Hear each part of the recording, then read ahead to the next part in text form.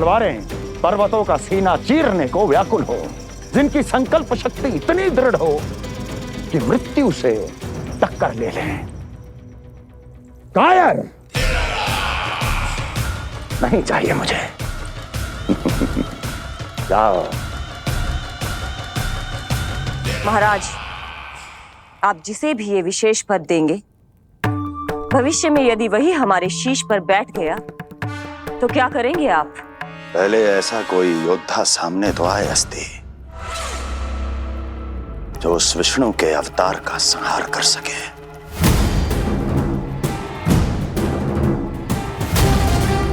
और जहां तक प्रश्न है हमारे शीश पर बैठने का, तो स्मरण रखो अस्ति, कंस को अच्छी तरह आता है ऐसे दुस्साहसियों को बीच दरबार में खड़ा करके अपनी उंगलियों के संकेत पर नृत्य करवाना। ता दीर्घ ता और अपना कार्य सिद्ध होने के बाद उनके तन से उनके शीश को उतारना। कंस को भलीभांति आता है।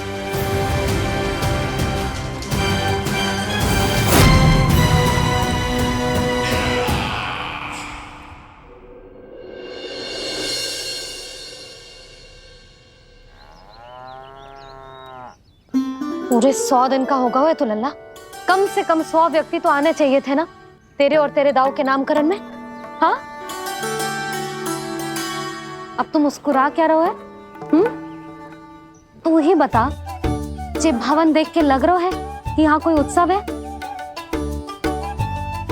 बिना अतिथियों के कैसा उत्सव और कैसा आनंद, तू ही बता। पर मैं करूं भी तो क्या? पता है लल्ला, मुझे तो लग रहा है तेरे बाबा ना कंजूस होगा है। नहीं तो भला और क्या समस्या हो सकती है उन्हें बड़े आयोजन से? अरे गोकुल के राजा का लल्ला है तू, राजकुमार।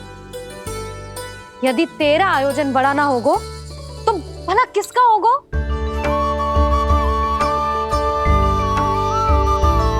मेरी भूल है, मैं भोली हूं, इसीलिए व्यर्थ में तेरे बाबा की बातों में आ गई। मैं भोली हूं ना, व्यर्थ में उनका कहा मान गई। किंतु अब ना मैं कोई मांग रखूंगी, ना मैं उनसे बात करूंगी।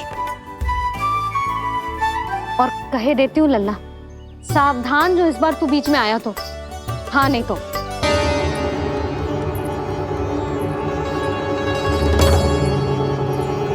क्या होगा?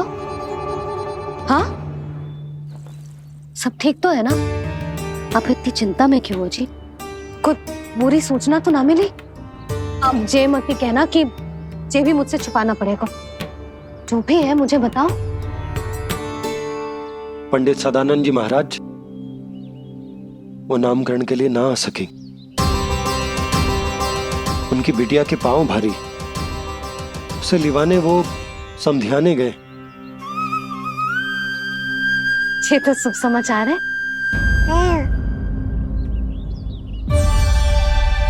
किंतु मेरे लल्ला का नामकरण अब वो सही मुहूर्त पे कैसे होगा? वही तो समझ ना आ रहा। ऐसे मन छोटा करने की आवश्यकता नहीं है मैया बाबा। आप दोनों तो स्वागत की तैयारी करो, आ रहे हैं वो।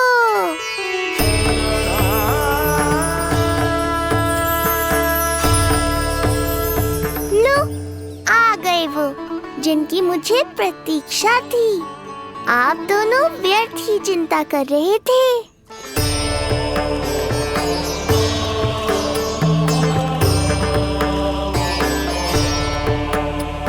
अब कौन करेगा मेरे लल्ला का नामकरण? ऋषि गर्ग, नंदराज, रानी भाभी, महान ऋषि गर्ग हमारे गांव में पधारे हैं।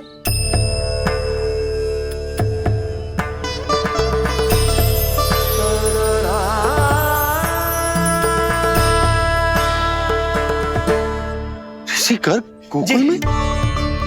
हाँ नंदराज, और कह रहे थे उन्हें यादव राज वासुदेव जी ने भेजो है रानी जी के पास। अरे तो तुम लोग खड़े खड़े क्या देख रहे हो? जाओ उनके सत्कार की तैयारी करो। जी यशोदा, उनके स्वागत की तैयारी करो। सुनो जी, वो तो यादवों के कुलगुरु है ना, रोहिणी जीजी के यहाँ आए हैं, हमारे यहाँ आएंगे। आप देखती जाओ मैया, वो सीधे हमारे घर ही आएंगे।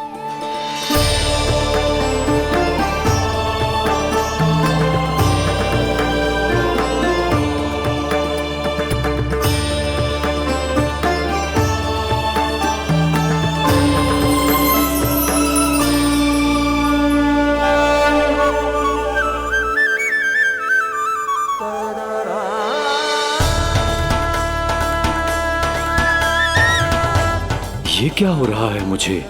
मैं उस भवन की ओर क्यों बढ़ा जा रहा हूँ? क्योंकि आपके यहाँ आने से ही मेरी मैया बाबा की चिंता समाप्त होगी ऋषिवर। ये बात तो मैं न जानता, परंतु मुझे जाकर उनको स्वागत करना चाहिए।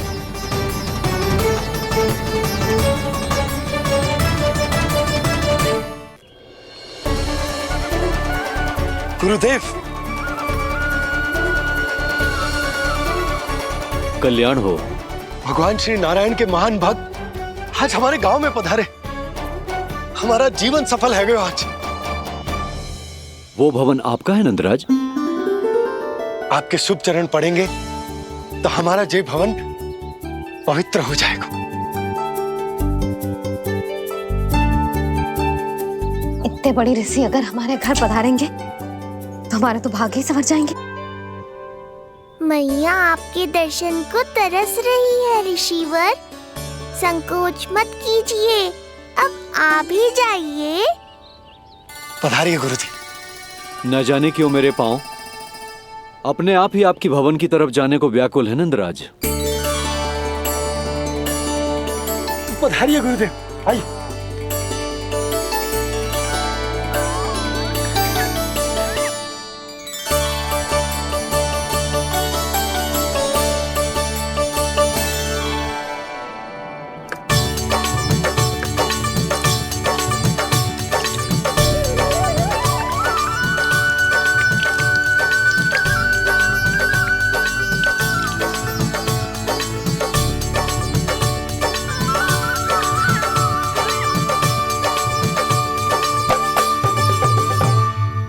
कल्याण हो।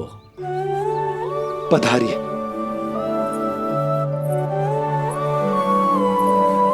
आया तो था मैं रानी रोहिणी के भवन में, पर पता नहीं कैसे यहाँ खींचा चला आया। विराजिए गुरुदेव।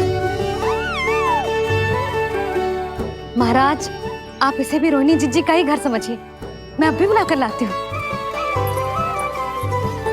महाराज, ये हमारा सौभाग्य है कि आपने यहाँ आना स्वीकार किया। कहिए, क्या सेवा करूं मैं आपकी? मुझे आपके भाई वासुदेव ने भेजा है नंदराज।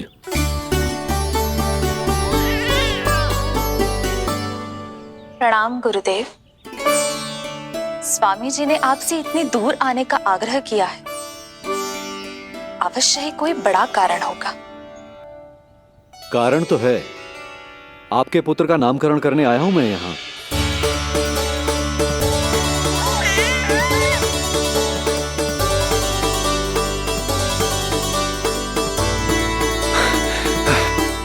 ऋषिवर, तब तो आप अत्यंत ही शुभ दिन पधारे। आज का ही मुहूर्त निकलो है भाभी के लल्ला और हमारे लल्ला के नामकरण के लिए। परंतु पंडित जी गांव से बाहर हैं, इसीलिए आप। अब तो आप यहाँ आ गए हो, आप हमारे भी लल्ला का नामकरण कर दो ना। पुत्री, ये क्या कह रही हो तुम?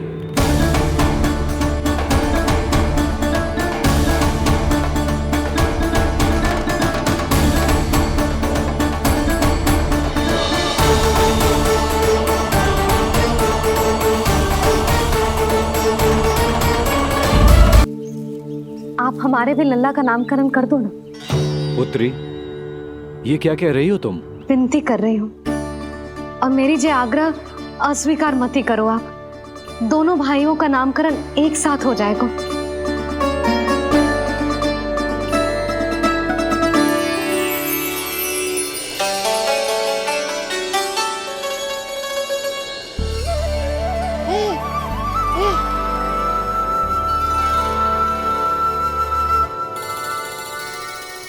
कितने प्यारे और निर्दोष बालक हैं।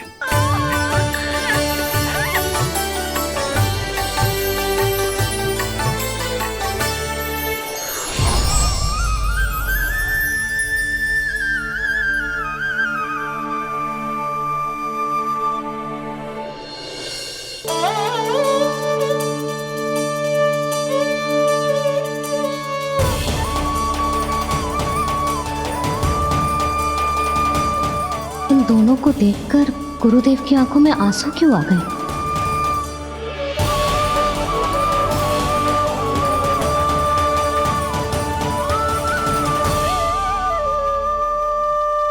ये क्या कर रहे हैं ऋषिवर? संभालिए अपने आप को, नहीं तो मेरा रहस्य खुल जाएगा आज। अरे ऋषिवर, हाथ मत जोड़िए। इससे पहले कि गड़बड़ हो जाए, अपनी नमस्कार मुद्रा को आशीर्वाद मुद्रा में बदल दीजिए। बात को समझिए, मैंने ये अवतार मैया और लल्ला के अद्भुत संबंध का अनुभव करने के लिए लिया है, पर आपकी भावुकता के कारण यदि मैया को मेरा सत्य पता चल गया तो ये संबंध ही बदल जाएगा।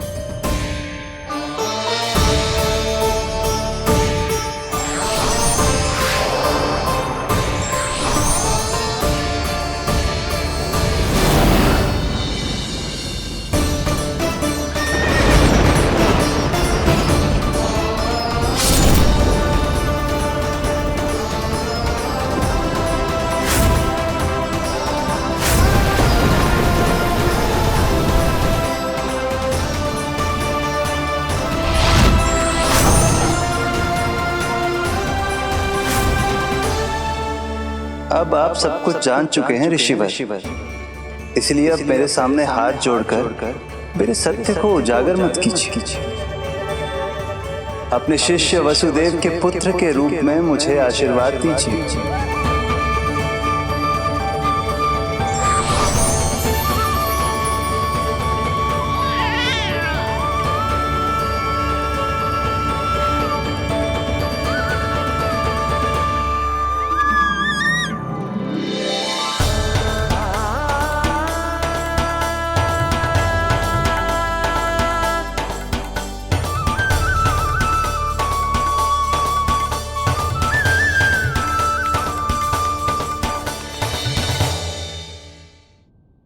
ऋषिवर, आप मौन क्यों हैं?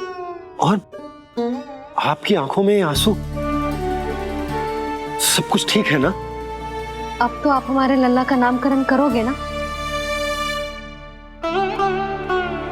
इन दोनों का नामकरण करना मेरा सौभाग्य होगा पुत्री।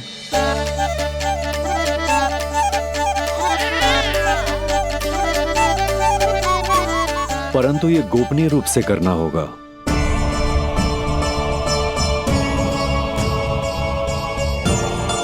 अवश्य ही स्वामी का आग्रह होगा,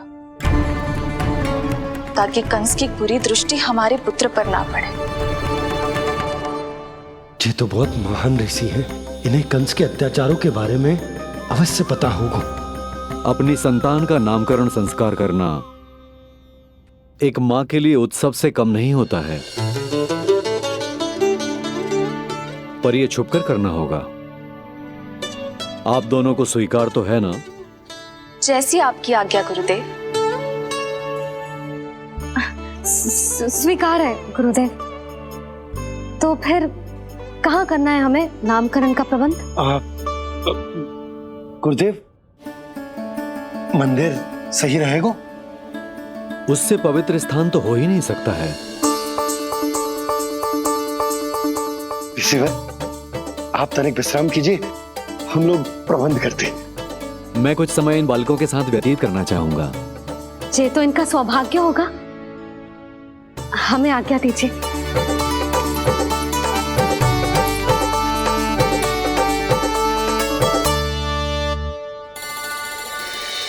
प्रभु, स्वयं भगवान होकर भी आपको बंदी गृह में जन्म लेना पड़ा। अब अपनी मां को छोड़कर दूसरी माँ के यहाँ पलना पड़ रहा है। जब से गोकुल आए हैं छुप छुप कर रहना पड़ रहा है। इतनी नन्ही सी अवस्था में दुष्ट कंस के कितने ही आक्रमणों का सामना कर चुके हैं आप। और जिस उत्सव में सभी सप्तऋषियों और सभी देवी देवताओं को साक्षी बनकर आना चाहिए, उस नामकरण उत्सव को यहां एकांत में करना पड़ रहा है। क्यों प्रभु, इतने कष्टों को सहकर ये अवतार क्यों लिया है आपने?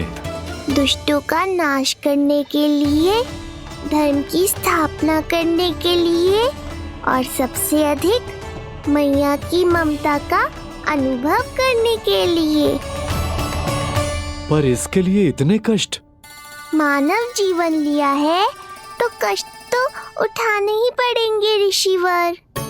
मानव जीवन की आंच जला रही है, फिर भी आप मुस्कुरा रहे हैं प्रभु। ये कैसा अनोखा अवतार है? आंच में जलकर भी यदि मैं नहीं मुस्कुराऊंगा तो अपने भक्तों को क्या शिक्षा दूंगा मैं? आज एक कंस का प्रकोप है, भविष्य में सहस्रों कंस होंगे और आने वाले युगों में होंगे अनगिनत कंस।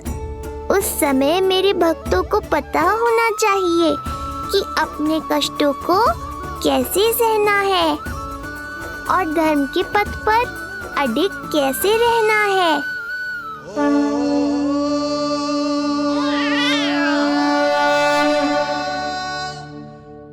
आप धन्य हैं प्रभु। देखा अस्ति, जब सिंह दहाड़ता है तो वन के सभी जीव जंतु इकट्ठे हो ही जाते हैं। वो सब जो मेरा विश्वास पात्र होने का अधिकार और ये सिंहासन पाना चाहते हैं, सामने आए।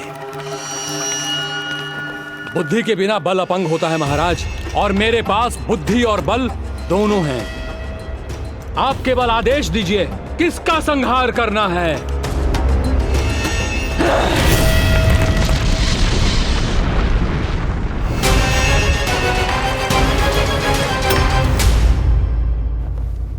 सारी तैयारी हो गई। बोलो। आप गुरुदेव को बुला लो, मैं रोहिणी जीजी और बालकों को ले आती हूँ। यशोदा, तुम रुष्ट तो ना हो ना मुझसे? मैं भला रुष्ट क्यों होने लगी? नहीं, तुम जो उत्सव बड़े धूमधाम से करना चाहती थी और बहुत प्रसन्न हूँ मैं कि हमारे लल्ला का नामकरण स्वयं ऋषि गर्ग पूरे विधि विधान से कर रहे हैं। मैं समझ गई, उत्सव बड़ा हो या ना हो, प्रसन्नता बड़ी होनी चाहिए। अरे मैं तो इतनी उत्साहित हूँ कि दोनों भाइयों का नामकरण आज के शुभ मुहूर्त पे हो रहा है। तो इससे पहले जो बीत जाए, जाओ। आप ही बुला लो।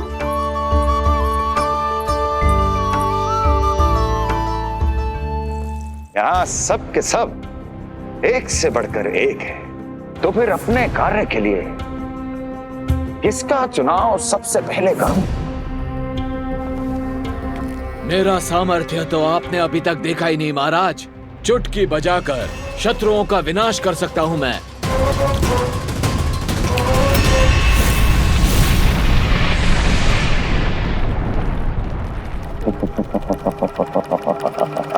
वाह! किंतु आपने तो बताया ही नहीं कि करना क्या है। वध करना है, एक नवजात बालक का वध। उसे साधारण बालक मत समझना। गोकुल में नंद के घर पल रहा वो बालक विष्णु का अवतार है।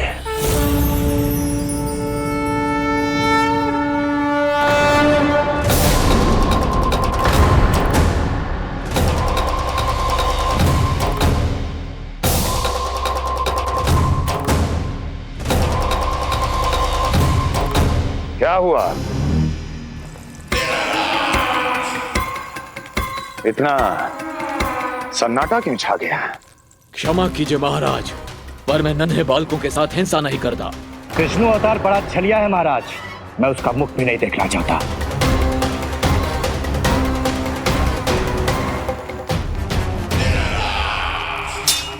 जाने दो इन्हें।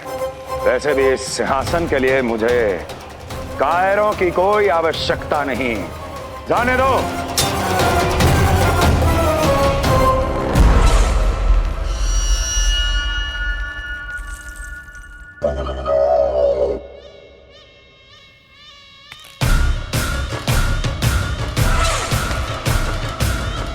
दुर्जन, क्या कहा था मैंने कहा था केवल वही आए जिनके हृदय में साहस का ज्वालामुखी धधकता हो, जिनकी तलवारें पर्वतों का सीना चीरने के लिए व्याकुल हो, जिनकी संकल्प शक्ति इतनी दृढ़ हो कि वो मृत्यु से टक्कर ले जाए। वही होगा इस सिंहासन का असली अधिकारी। महाराज,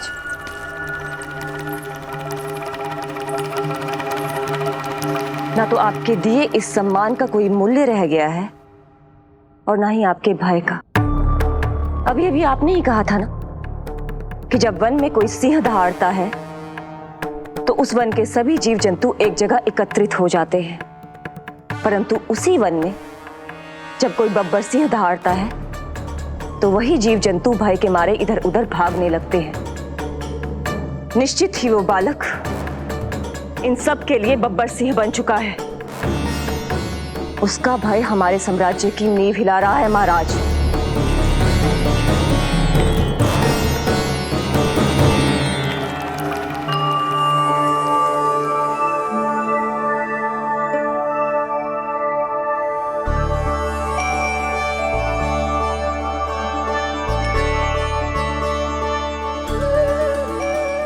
हे नारायण, मेरा मार्गदर्शन कीजिए।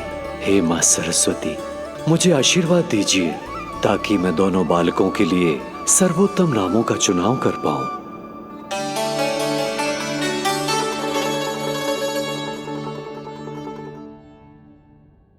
आपके पुत्र को बड़े भाई के कर्तव्य का निर्वाह करना है और इस दायित्व को प्रभु श्री राम से अच्छा किसने निभाया है? जैसा अटूट संबंध उनका अपने भाइयों के साथ था, मैं श्री नारायण से प्रार्थना करता हूं कि वैसा ही प्रेमपूर्ण संबंध इसका भी अपने छोटे भाई के साथ हो।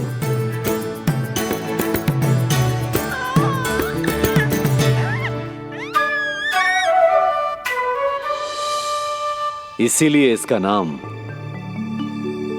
राम हो। इसीलिए इसका नाम राम, इसीलिए इसका नाम राम।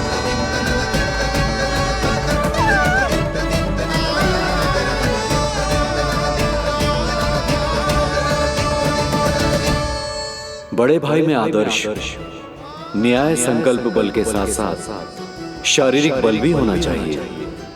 मैं देख पा रहा हूं ये बालक इन सब बलों के लिए जाना जाएगा।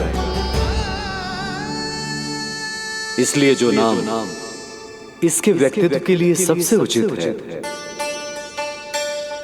वो है बलराम। बलराम, बलराम।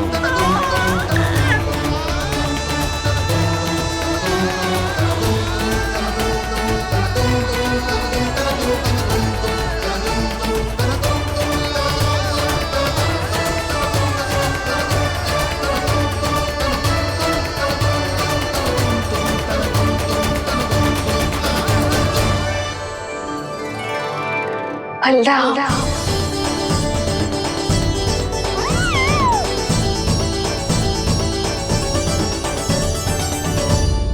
तो फिर उसका नाम बल राम रखना। कैसा अद्भुत संयोग है रिसीवर। जब इसके जन्म की सूचना देने में वसुदेव भैया के पास मथुरा गया था, तब उन्होंने भी यही नाम रखा था। बलराम, ये संयोग नहीं, नारायण की इच्छा है नंदराज। बलराम से अधिक उपयुक्त नाम इस बलराम के लिए कुछ और हो ही नहीं सकता है। पर मैं तो दाऊ कहकर ही बुलाऊंगा इन्हें, बलदाऊ।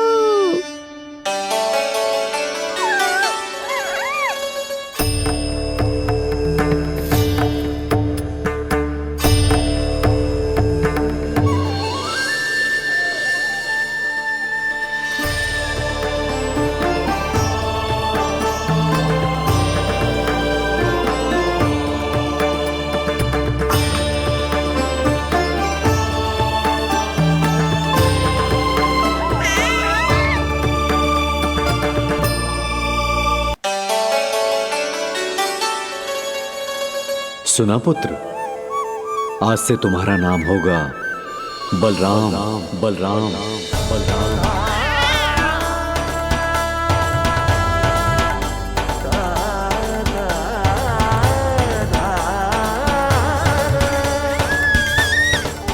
गुरुदेव, कितना अद्भुत नाम दियो है आपने इसे।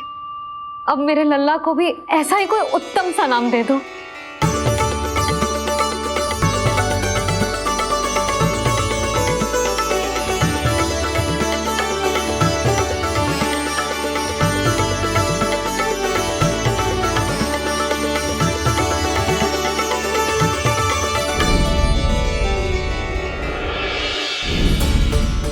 ये कठिन दायित्व आपने ही मुझे सौंपा है प्रभु, इसे निभाने की क्षमता भी आप ही दीजिए।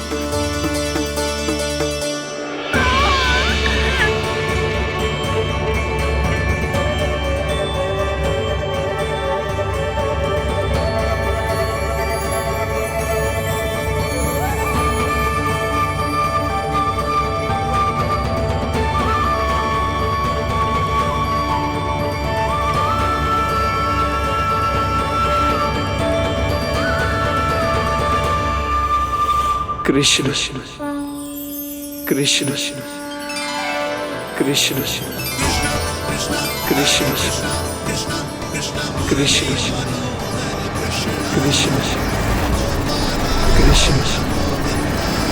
कृष्ण।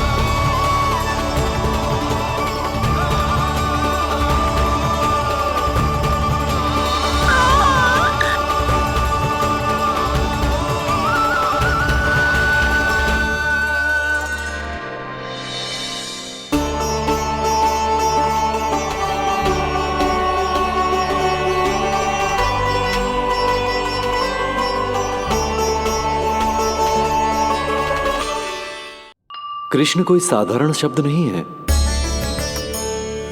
ये अनेक विशेषताओं से भरा हुआ है। क बना है कमलकांत से, अर्थात वो जो श्रीपति विष्णु जैसा हो।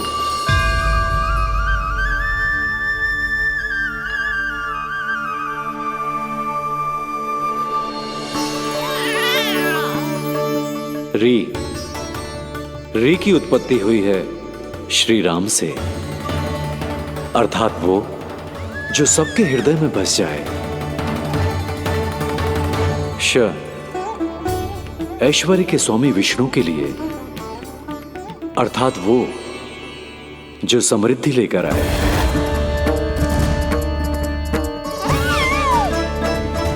और ना है नरसिंह के लिए, अर्थात वो जो रक्षा करे और अंत में आकार की मात्रा सूचक है अग्निदेव का, अर्थात वो जो स्वयं तप कर सबको पवित्र कर दे।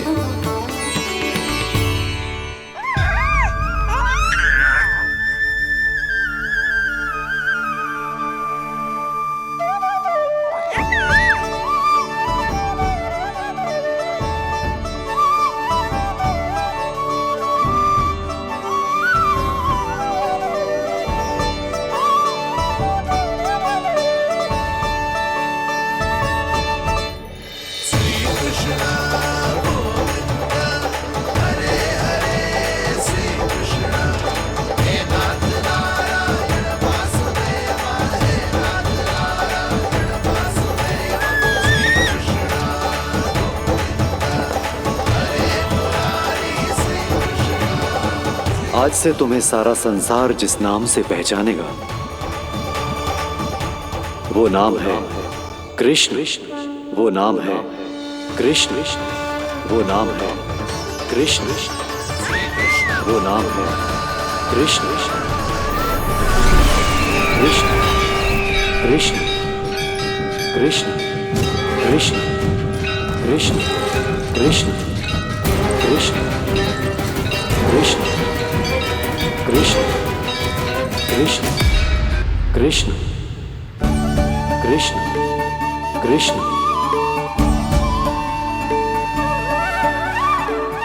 यशोमती मैया के नंद लाला,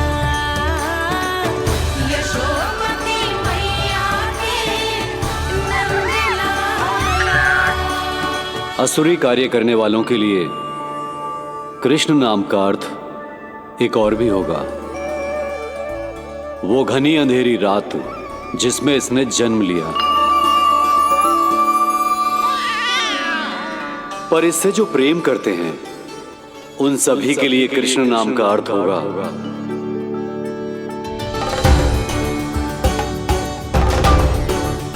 अतुलनीय सुंदरता और अथाह प्रेम।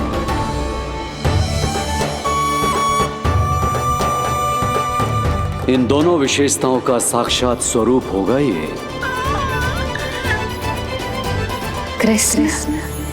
कृष्ण कृष्ण हरे कृष्ण कृष्ण कृष्ण मुरली मनोहर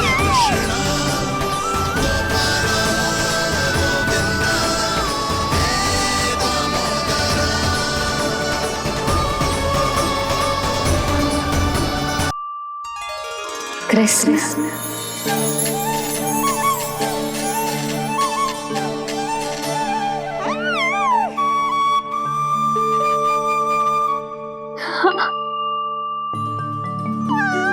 और जो मानवता के शत्रु हैं उनके जीवन में ये नाम अशांति, असुरक्षा, भय उत्पन्न करेगा, पर सात्विक प्रवृत्ति के व्यक्तियों के लिए ये नाम शांति, संतोष और सुख का सूचक होगा।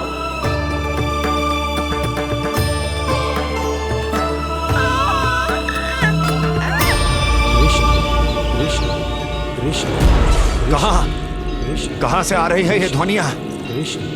कहां से आ रही है ये ध्वनियां?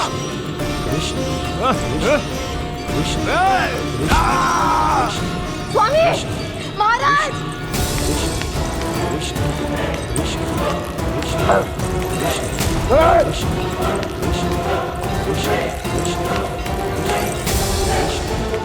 कैसी ध्वनि महाराज?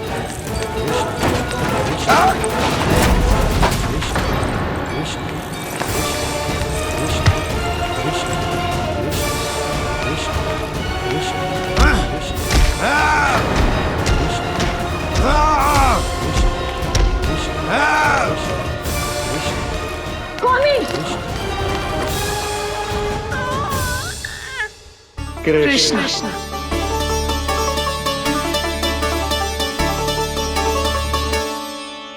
कृष्ण जे नाम अनंत काल तक स्मरण किया जाता रहेगा, जे ही तेरी मैया का आशीर्वाद संसार मुझे कृष्ण बुलाए या नीलमणि कहकर पुकारे, मैं रहूंगा तो बस यशोमती मैया का नंद लाला। यशोमती मैया के नंद लाला, यशोमती मैया के नंद लाला।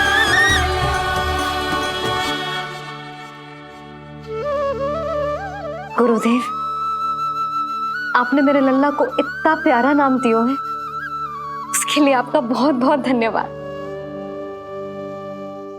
एक बार गोपियों को पता चलेगा तो देखना कैसे रटने लगेंगी मेरे लल्ला का नाम। इससे पहले कि आप सब बाहर जाकर किसी और को बताएं, एक कर्मकांड शेष है। नामकरण के बाद पिता को आशीर्वाद के रूप में कुछ न कुछ उपहार बालक को अवश्य देना चाहिए।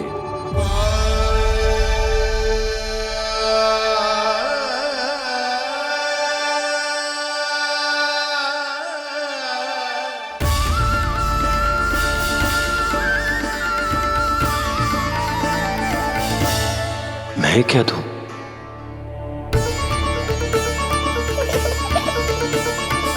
वासुदेव मेरे शिष्य हैं और उनकी अनुपस्थिति में यह दायित्व मैं निभाऊंगा।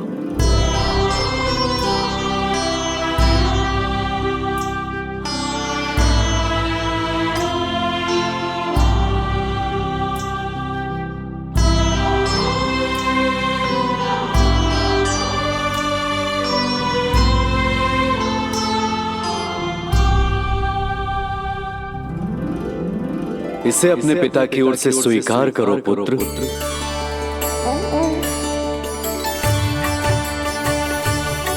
कल्याण हो।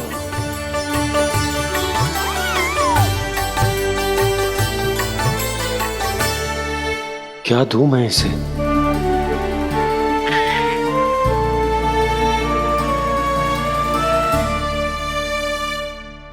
आप सोच क्या रहे हो? आशीर्वाद दो ना अपने कृष्ण को। मैं सोच रहा हूं कि लल्ला को क्या दूं।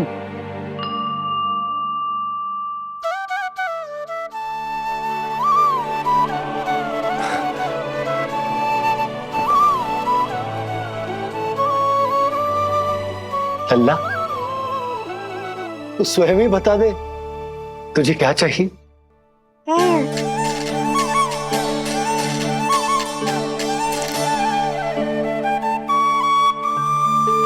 देखो जी, लल्ला ने ही आपकी उलझन समाप्त कर दी।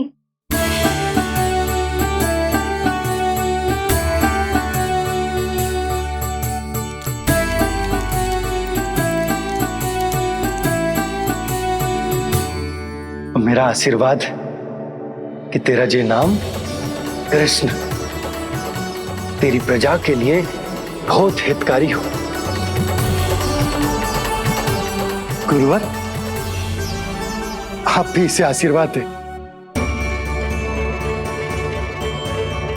जिनके आशीर्वाद से ये पूरा संसार संचालित होता है, उन्हें मैं क्या आशीर्वाद दूं?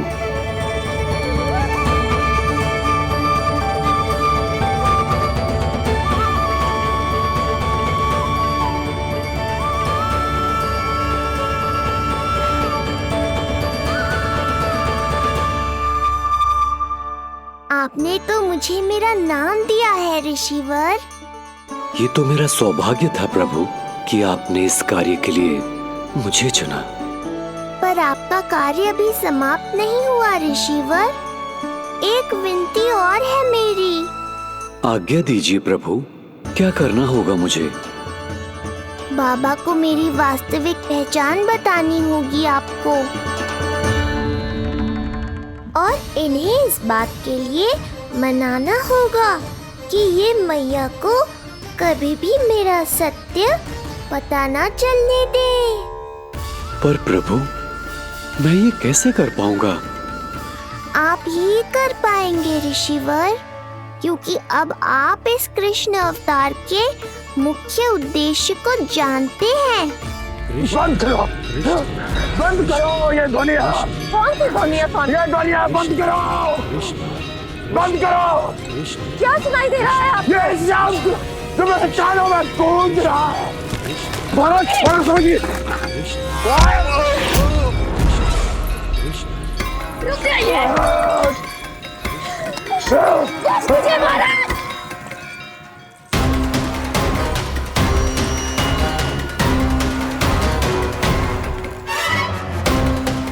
आप भूल रहे हैं कि आप मथुरा नरेश है, कंस है आप। और किसी भी व्यक्ति, वस्तु या घटना से महाराज कंस इतने व्यथित नहीं हो सकते कि वो सुदबुद्ध खो बैठे। स्वयं को संभालिए महाराज। बंद हो गई, बंद हो गई, बंद हो गया वो स्वर, बंद हो गई वो ध्वनिया।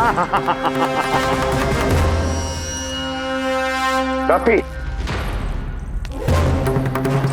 यूं मत सोचना कि मैं तुम्हें सुन नहीं रहा था। तुम सत्य कह रही हो।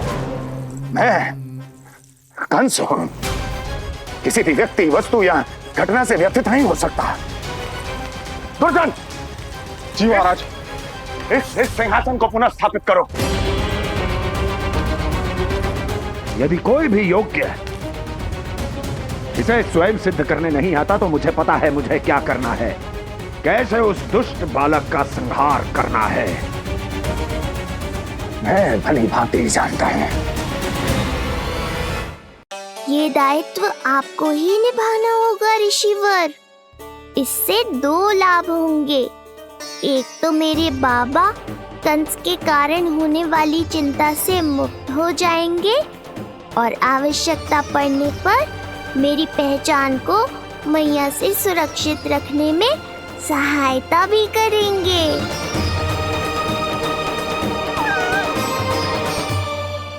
नंदराज, अब बलराम और कृष्ण दोनों को भूख लग गई होगी।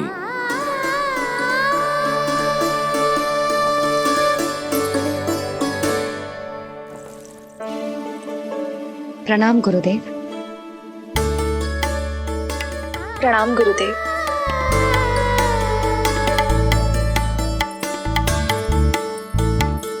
गुरुदेव, अब आप भी विश्राम कर लीजिए। नहीं नंदराज, मुझे शीघ्र ही मथुरा पहुंचना है। राजा वासुदेव और रानी देवकी मेरी प्रतीक्षा कर रहे होंगे। पर इससे पहले कि मैं जाऊं, मुझे आपको कुछ बताना है।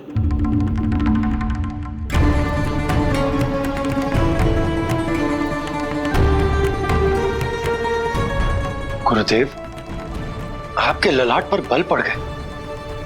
सब कुछ ठीक तो है ना? कहीं आप मुझे कंस के बारे में तो ना बताना चाहते? गुरुदेव, मैं जानता हूं कि कंस नवजात शिशुओं की हत्या करवा रहा है।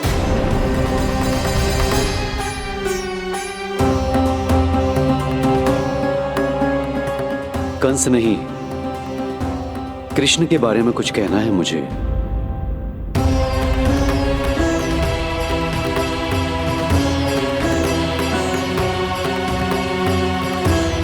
बताइए गुरुवर। मैं एक ऐसा सत्य बताने जा रहा हूं नंदराज, जो है तो वरदान, पर उसे स्वीकारना आपके लिए बहुत कठिन होगा। गुरुदेव, आप जो कह रहे हैं वो मैं समझ ना पा रहा हूं। बताइए ना।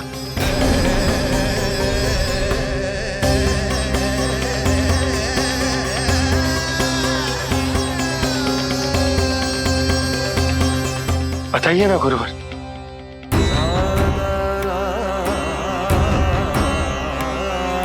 सत्य यह है नंदराज, कृष्ण राजा वासुदेव के पुत्र हैं। कृष्ण राजा वासुदेव के पुत्र हैं। कृष्ण राजा वासुदेव के पुत्र हैं।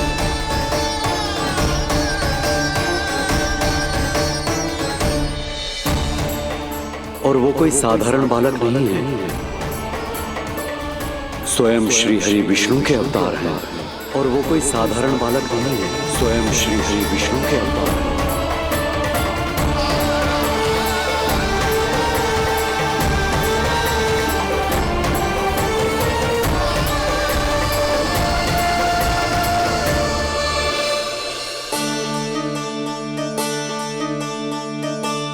कशु विचित्र लग रहा है। कौन हो तुम? मैं हूं श्री विष्णु का अवतार। शिव, ये कैसे संभव है गुरुदेव? वो तो नन्हा सा बालक है।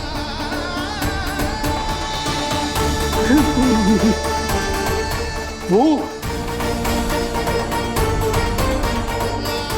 श्री नारायण का अवतार कैसे हो सकता है?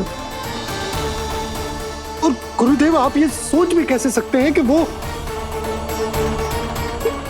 मेरा लल्ला वसुदेव भैया का पुत्र है? यही सत्य है नंदराज। पिछले जन्म में मिले वरदान का फल है ये।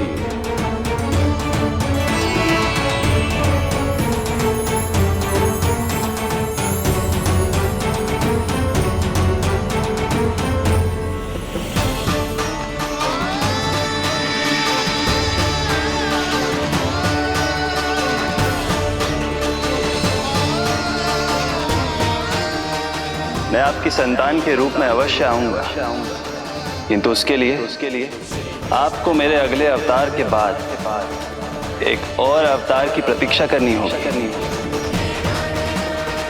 क्योंकि अगले जन्म के लिए मैं पहले ही ये वरदान माता देवकी को दे चुका हूं। इस समय मैं विवश हूं, किंतु मैं आपको वचन देता हूं, आपकी संतान बनकर अवश्य आऊंगा। प्रभु, श्री हरि को अपने सामने देखकर मेरी व्याकुलता का बांध टूट गया है। 2 जन्म बहुत बड़ा समय होता है स्वामी। अपने पुत्र के रूप में हरि को गोद में खिलाने के लिए अब मैं और 2 जन्मों तक प्रतीक्षा नहीं कर सकती। धरा!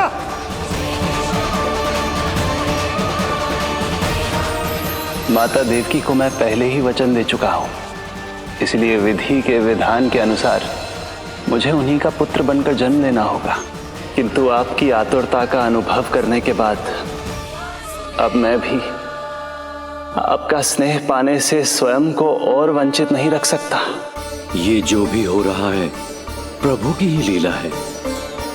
कृष्ण के जन्म के तुरंत बाद भगवान विष्णु के आदेश पर वासुदेव जी के यहां आना पड़ा और आपकी और रानी यशोदा की पुत्री को अपने पुत्र के साथ बदलना पड़ा और इस तरह कृष्ण आपके और रानी यशोदा के पुत्र बन गए।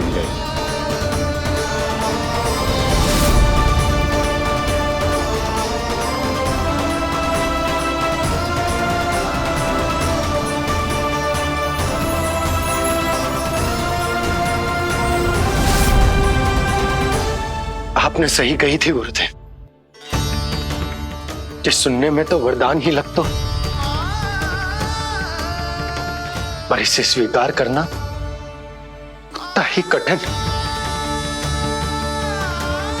जब यशोदा को इस बात का पता चलेगा तो उसे कैसा लगेगा?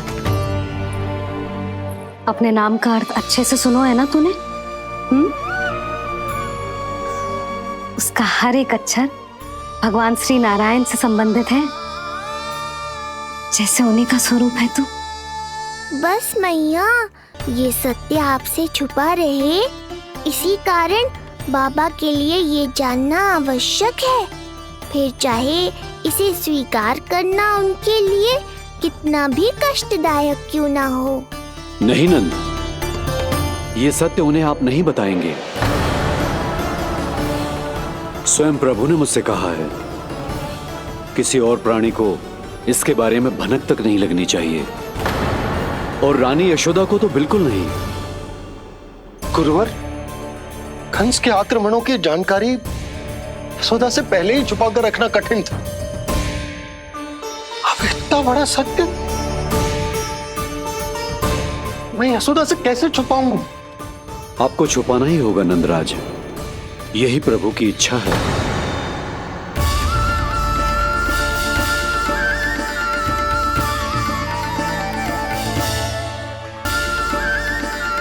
पर क्यों गुरुवर? ताकि नारायण अपनी मैया की ममता का अनुभव कर पाए। यही तो उनके अवतार का मुख्य उद्देश्य है। मुख्य उद्देश्य? हाँ नंदराज, नर नारायण के अवतार में अपनी तपस्या करते समय प्रभु ने जो अनुभव किया था, उसके कारण ममता के सुख का अनुभव करने के लिए प्रभु व्याकुल हो उठे थे। ऐसा क्या हुआ था, मुझे भी बताइए। हो सकता है ये बात इस सत्य को स्वीकार करने में मेरी सहायता करे। बहुत समय पहले की बात है। अनेक देवी देवता परम प्रभु विष्णु के पास बैकुंठ गए थे। वहां प्रभु की आंखों में आंसू देखकर वो सभी स्तब्ध रह गए।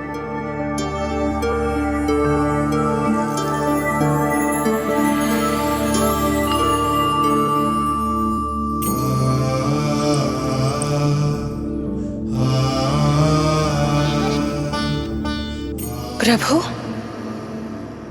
आपकी आंखों में आंसू?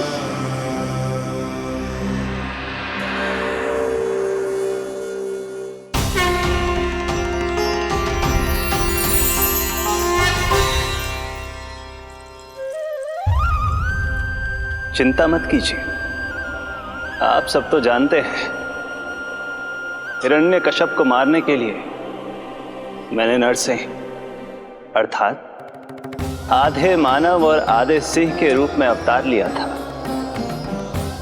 उस राक्षस का वध करने के बाद नर और सिंह दोनों भागों ने अलग अलग होकर नर और नारायण के रूप में पुनः जन्म लिया। वर्तमान में वो दोनों बद्रिकाश्रम में तपस्या कर रहे हैं।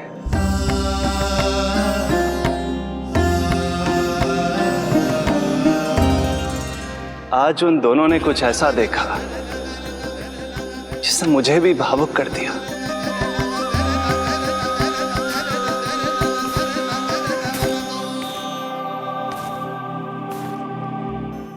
सखा, ये युवक कौन है?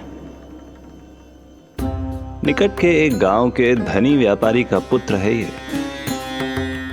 प्रत्येक संध्या वन के उस पार ये अपनी प्रेयसी से मिलने जाता है और फिर रात्रि भर उस नर्तकी के साथ सहवास करने के बाद सुबह अपने निवास को लौट आता है। यदि यही इसका नित्य क्रम है तो फिर आज ये इतने तनाव में क्यों है?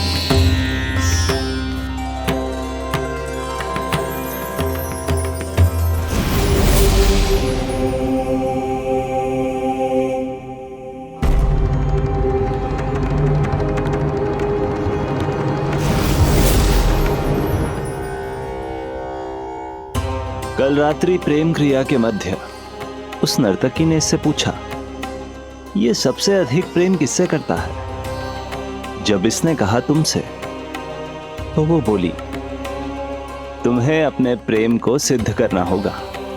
अपनी मां के हृदय को उसके तन से अलग कर मुझे सौंपना होगा। मां का हृदय? क्या हुआ प्रभु?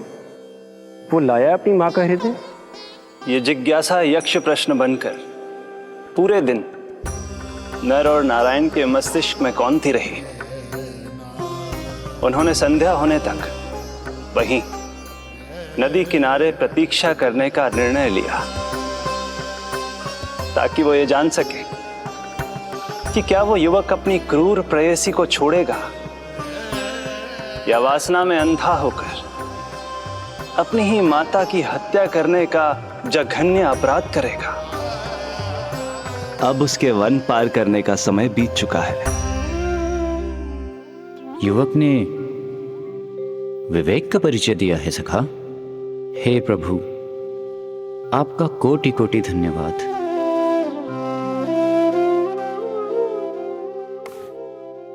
सखा,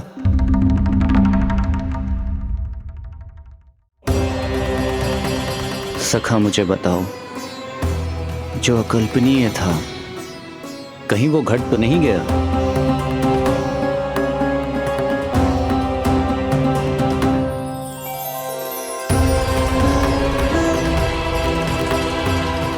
जब इस युवक की मां को इसकी प्रेयसी की क्रूर मांग के बारे में पता चला तो जो उसने किया वो इस समस्त संसार में केवल एक मां ही कर सकती है।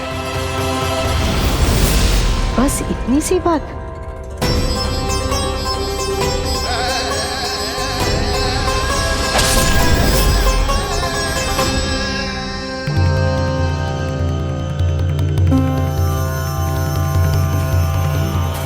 संभाल के मेरे बेटे, कहीं चोट ना लग जाए तुझे।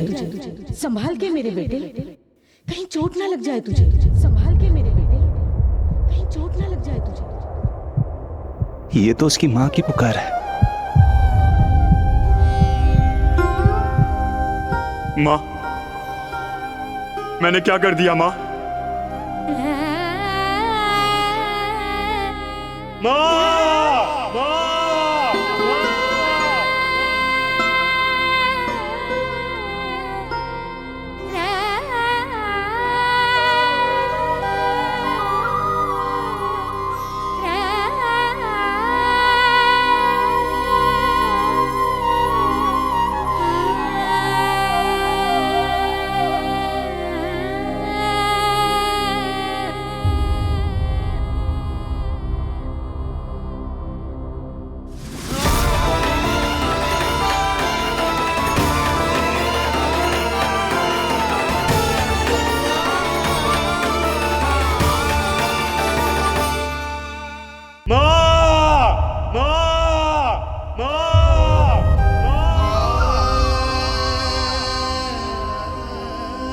इस घटना से केवल नर और नारायण ही भावुक नहीं हो गए थे, बल्कि बैकुंठ में बैठे श्री हरि की आंखों में भी आंसू आ गए थे। ममता के लिए तरसने लगे थे वो। इसीलिए उनके इस अवतार का मुख्य उद्देश्य है मां की ममता का अनुभव करना। यही कारण है कि ये सत्य आपको रानी यशोदा से छुपाना ही होगा नंदराज। नहीं तो वो कृष्ण को मां की दृष्टि से नहीं, एक भक्त की दृष्टि से देखेंगी, और प्रभु जिस आनंद के लिए इतना कष्ट उठा रहे हैं उससे ही वंचित रह जाएंगे। बोलिए नंदराज, आप श्री नारायण के इस सत्य को गुप्त रखेंगे ना?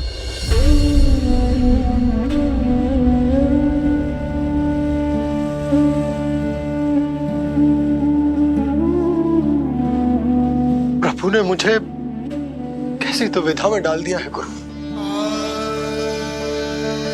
यशोदा से तो ये सत्य मैं छुपा भी लूंगा, परंतु स्वयं से कैसे छुपाऊंगा? और बाबा होने को सुख, उसको अनुभव कैसे कर पाऊंगा? जो हो रहा है और जो भी होता है सब उनकी ही इच्छा से होता है नंदराज। इसलिए आगे का मार्ग भी वही दिखाएंगे। अब मैं चलता हूं नंदराज। राजा वसुदेव और रानी देवकी नामकरण के बारे में जानने के लिए व्याकुल हो रहे होंगे।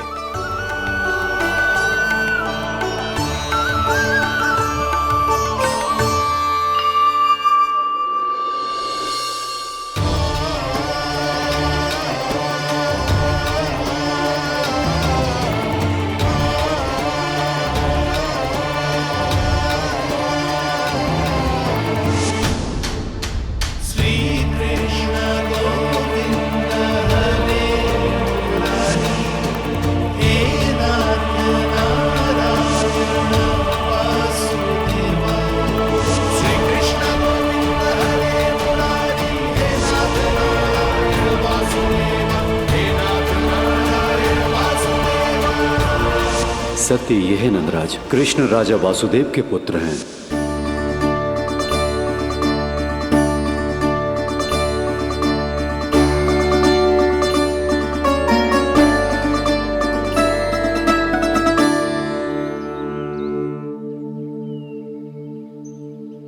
नंदराज,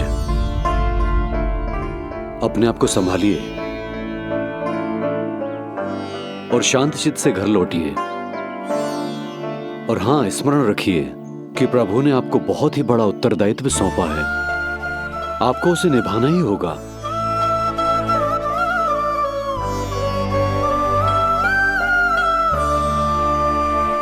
प्रभु आपको शक्ति दे।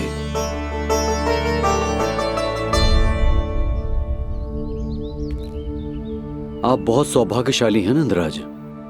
जो प्रभु आपके घर पल रहे हैं उनके बारे में सोचिए, जिनके यहां प्रभु ने जन्म लिया है। वो दोनों तो प्रभु की बाल लीलाओं से पूरी तरह से वंचित हैं।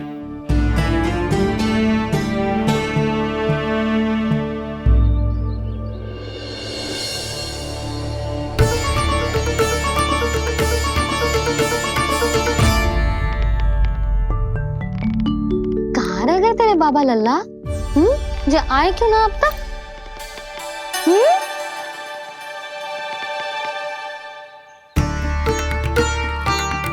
मेरा लल्ला मेरा ना है,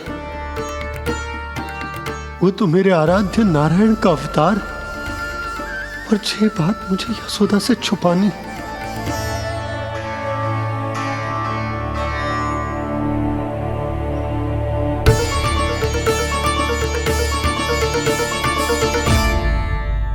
बाबा वहीं खड़े मत रहो, अब आ भी जाओ ना।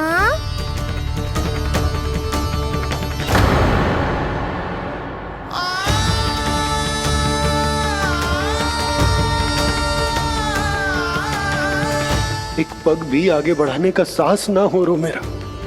हे प्रभु, आप ही बताओ, अपने आराध्य को, अपने इष्ट देव को अपने लल्ला के रूप में कैसे देख पाऊंगा मैं?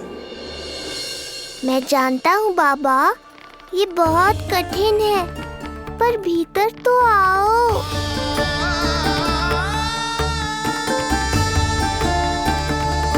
अब आ भी जाओ बाबा, ऐसे बाहर कब तक खड़े रहोगे आप?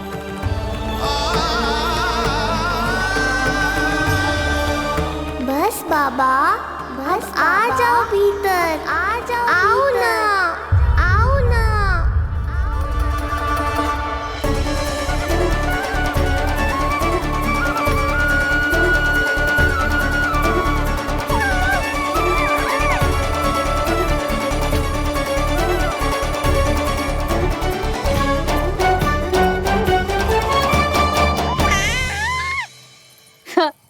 समझो? जब तू इधर उधर भाग रहा होगा तो तुझे बुलाने के लिए मैं तुझे ऐसे पुकारूंगी, कृष्ण।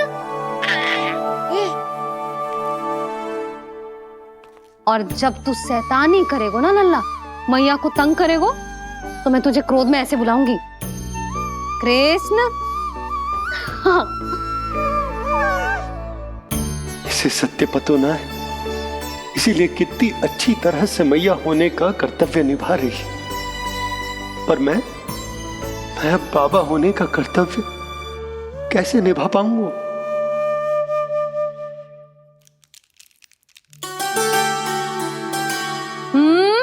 सावधान। इतनी अच्छी लगी तुझे बाबा की दीजे माला, कि मुंह में ले लियो तूने?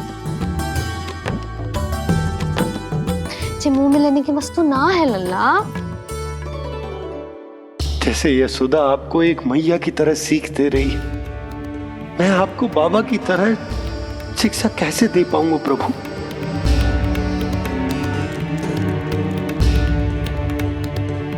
कृष्ण, अभी मना किया ना मैया ने? ये तो प्रभु को ही डांट रही है। सावधान, जो फिर से मुंह में लिया तो। यशोदा, तुम्हें पता भी है तुम किस पर क्रोधित हो रही? हाँ, अपने लल्ला पर। और किस पर? मेरे कहने का अर्थ ये है कि तुम्हें सच में पता भी है ये कौन है? स्वयं प्रभु ने मुझसे कहा है किसी और प्राणी को इसके बारे में भनक तक नहीं लगनी चाहिए, और रानी यशोदा को तो बिल्कुल नहीं, और रानी यशोदा को तो बिल्कुल नहीं, और रानी यशोदा को तो बिल्कुल नहीं। यही कहना चाहते हो ना आप कि मैं गोकुल के राजकुमार को डांट रही हूँ? अरे पर मैया और बाबा का स्थान तो हर पद से ऊंचा होता है ना जी। माँ और बाबा को तो अधिकार होता है ना प्रेम करने का भी और भूल पर डांटने का भी। बस यही बात आपको समझनी है बाबा, फिर सब पहले जैसा हो जाएगा। मैं समझ तो हूँ जे, पर जे विचार के जे केवल हमारा पुत्र ना है, ये स्वयं नारायण का अवतार भी है, इसे अपने मन से निकाल ना पा रहा हूं मैं।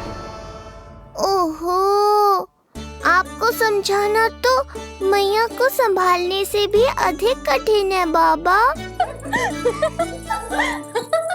लल्ला, अरे लल्ला। जशोदा जी, आपने हमें नामकरण के लिए ना बुलायो। कोई बात ना है, लेकिन ये तो बताओ कि लल्ला का नाम क्या रखो है? हाँ भाभी बताओ ना। हाँ जी, अब और प्रतीक्षा ना हो रही हमसे। इसका नाम रखो है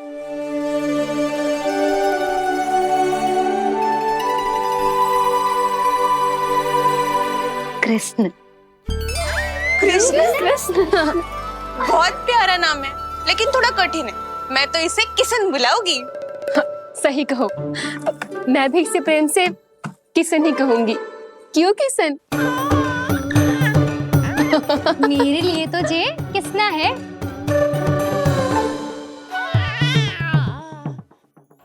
क्या कर रही हैं ये सब?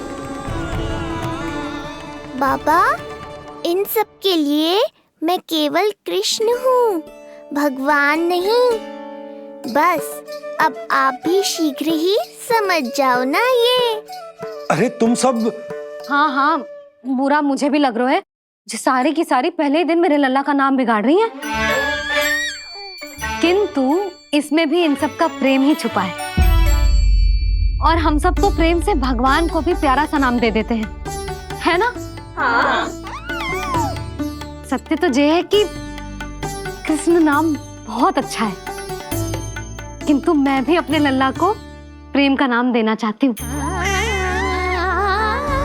कान्हा बुलाऊंगी इसे, कान्हा बुलाऊंगी इसे, कान्हा बुलाऊंगी इसे।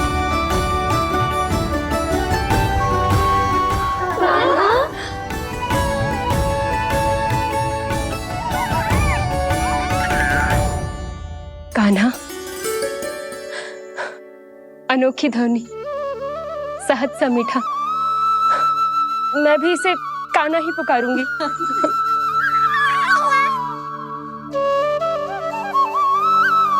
आप भी बुलाओ ना इसे।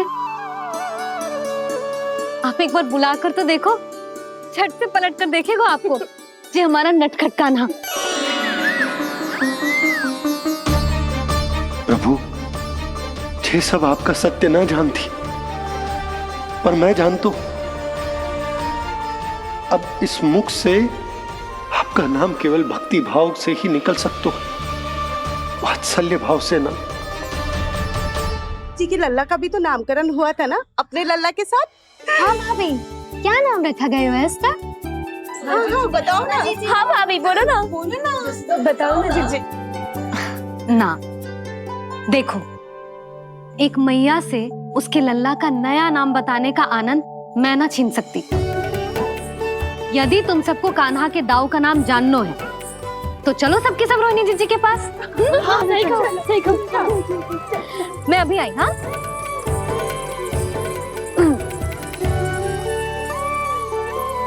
सुनो जी, आप लल्ला को संभालो, मैं अभी आई। मैं कैसे? ये प्रभु लल्ला जी, क्या मैं कर रहे हो? क्या हो गया आपको? मैं शीघ्र ही आ जाऊंगी। यशोदा, मुझसे दूर कब तक रहोगे बाबा?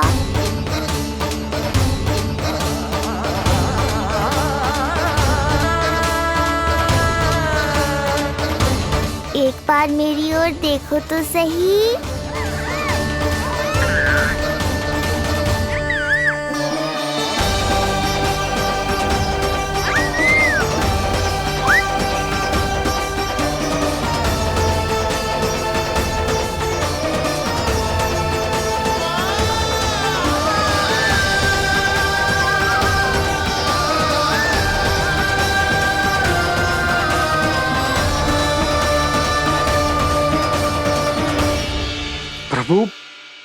मुझे दुविधा में डालकर आप मुस्कुरा रहे हो।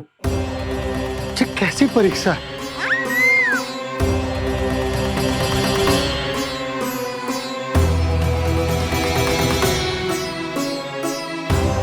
ये क्या कर रहे हैं आप? पिता का स्थान पुत्र के चरणों में नहीं होता, पुत्र के सिर के ऊपर होता है उनका हाथ, उनका वरदहस्त।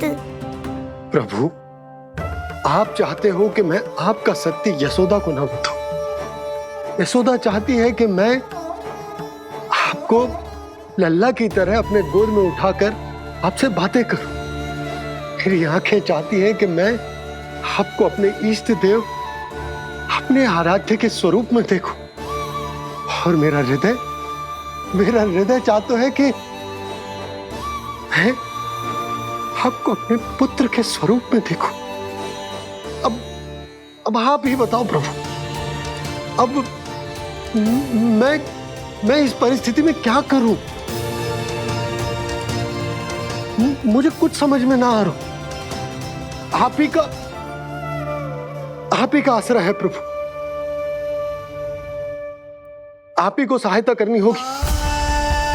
आप ही बताइए कि किस प्रकार एक भक्त अपने भगवान को अपने लल्ला के स्वरूप में देखे, उसे अपने हाथों में उठाए, उसे खिलाए, उसके साथ बातें करे,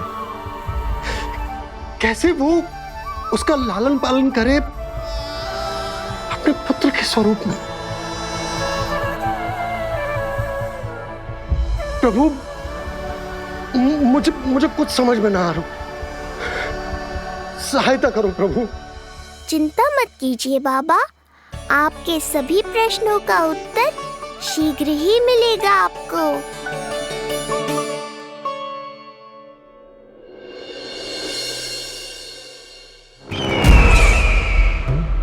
ऋषि गर्ग पधारे हैं महाराज।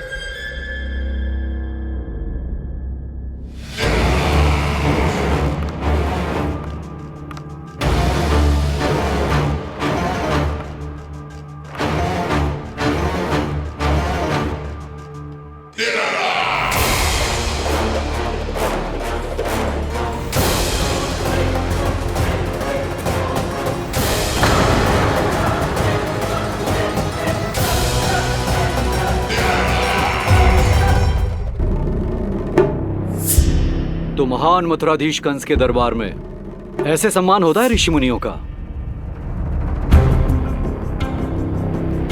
नहीं ऋषिवर, ये तो केवल एक उदाहरण है कि कैसे एक विष्णु भक्त का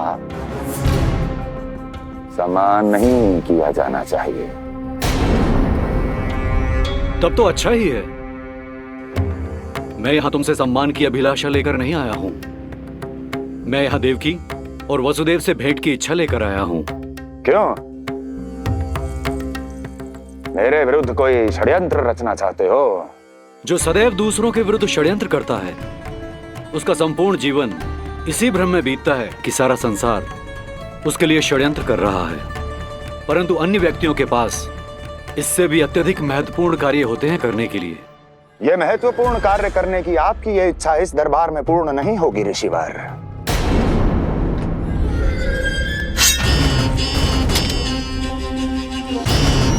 मैं आपको उन दोनों से भेंट करने की आज्ञा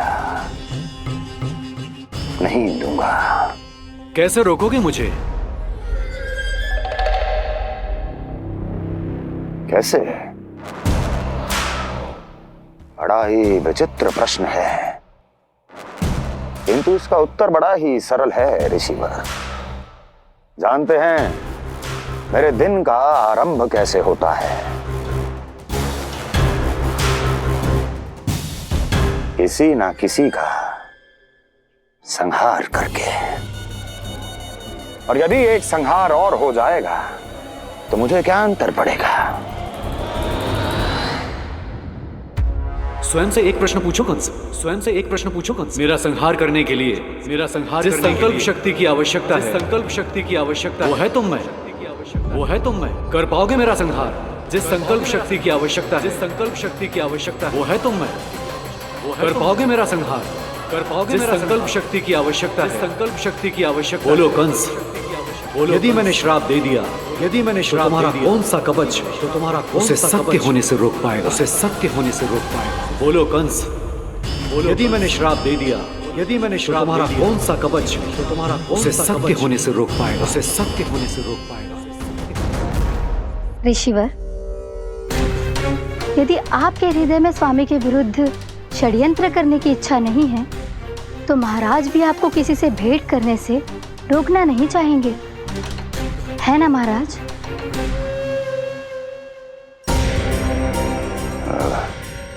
हाँ, आप उन दोनों से भेंट कर सकते हैं।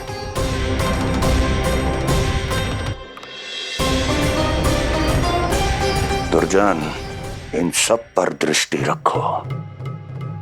अब सब कुछ सुनकर आना, सब कुछ भी छूटना नहीं चाहिए। जाओ।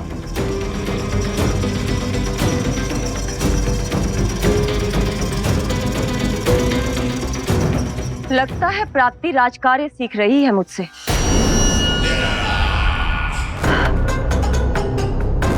उचित समय पर सही सुझाव दिया तुमने प्राप्ति। अब आसानी से पता लग जाएगा कि ऋषिगढ़ के यहाँ आने का वास्तविक कारण क्या है महाराज।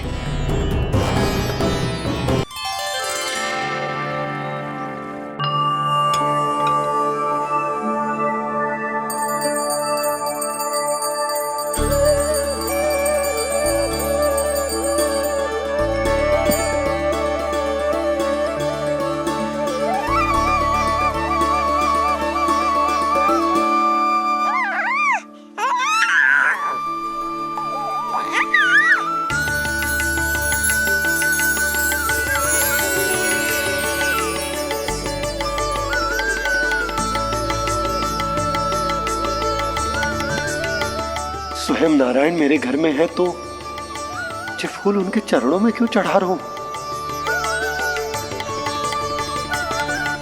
तैयार को मेरा लल्ला। किंतु बुरी दृष्टि वाला टीका लगाना तो भूल ही गई तेरी मैया। अभी आ।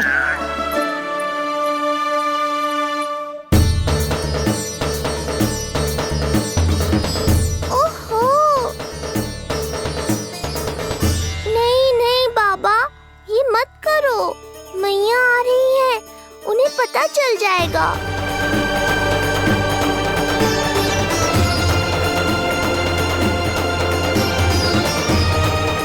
ये फूल तो आपके चरणों के लिए ही बने हैं प्रभु, इन्हें स्वीकार करें। बाबा, ये सत्य मैंने आपको अपना साथ देने के लिए बताया था, अपने आप को फंसाने के लिए थोड़ी ना।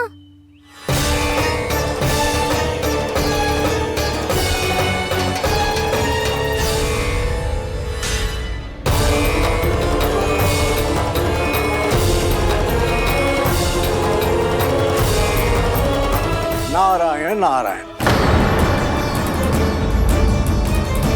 प्रणाम पंडित जी। नंदराज जी, रानी जी, बिटिया के पांव भारी थे ना, तो सेलिवाने समधियाने चला गया था, वहां कुछ अधिक ही समय लग गया। आज वापस आया तो पता चलो कि स्वयं गर्ग ऋषि ने लल्ला का नाम रखो है, सो मिलने चला है। क्या नाम मिलो है इसे? उन्होंने लल्ला का नाम कृष्ण रखो है। उन्होंने लल्ला का नाम कृष्ण रखो है।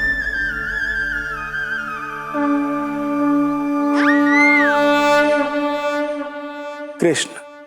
आहा, उत्तम, अति उत्तम, बहुत मधुर नाम है।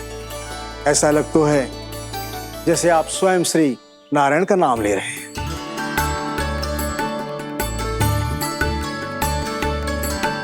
स्थिति को और गंभीर मत बनाओ पंडित जी। आपको तो बाबा के प्रश्नों का उत्तर देना है। एक बार मेरी ओर देख लो, आपको स्वयं ही पता चल जाएगा कि आपको इस समस्या को कैसे सुलझाना है।